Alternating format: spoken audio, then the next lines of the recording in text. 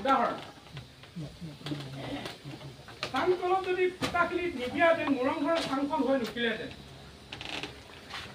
গতিকে চাং ফুটাখিনি আমি ঠিক ঠাক তৈয়াৰ কৰি ল'ব লাগিব। মজবুতকৈ পুতি মেলি ইয়াক জোখ কৰি চাংকলৰ ফুটাখিনি আমি প্ৰথমে ঠিক ঠাক কৰাৰ পিছত আমি চাংখন বনাব পাৰিম।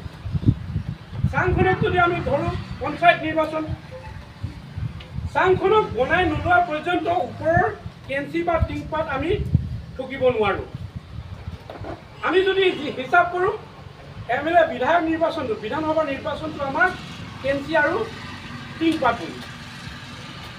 এতিয়া MSC নিৰ্বাচনটোত আমি প্ৰক্ষেপ কৰা প্ৰাৰ্থী জনজাগৰণ জনাই এই মঞ্চটো বা এই আঞ্চলিকতা বা ৰাজনৈতিক সৰু মঞ্চটোৱে দলটোৱে আগবঢ়োৱা MSC নিৰ্বাচনৰ প্ৰাৰ্থী আমাৰ ২ নং মুখ্য পৰিষদীয় সমষ্টিৰ পৰা শ্ৰীযুতা গীতাঞ্জলি বৰিপাতিৰ বাইদেউক আমি প্ৰক্ষেপ কৰিছোঁ।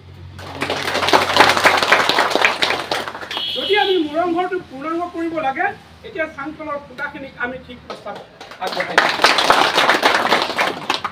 গালি বিজয়পুৰ সমষ্টি পৰিষদীয় সমষ্টিত আমাৰ মাজত উপস্থিত থকা শ্ৰীযুত হীৰেন কুটুম ডাঙৰীয়াক আমি প্ৰস্তাৱ কৰিছোঁ।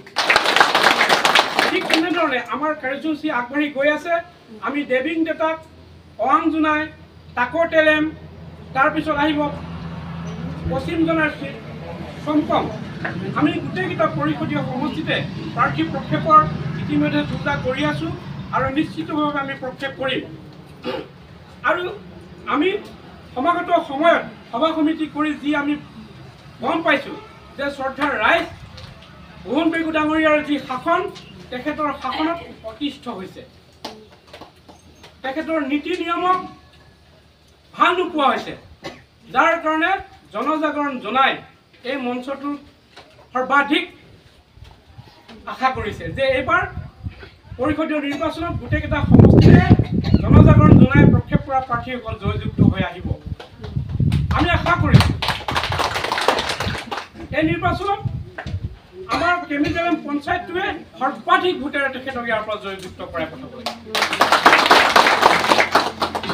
পঞ্চায়ত নিৰ্বাচন আহিব, আমি প্ৰত্যেকটো ৱাৰ্ডতে প্ৰাৰ্থী প্ৰক্ষেপ কৰিম। ৱাৰ্ড মেম্বাৰসকল, কাউন্সিলিয়াৰ, ZPM সকলোখিনি আমাৰ মানে আলোচনা বিলোচনা চলি আছে।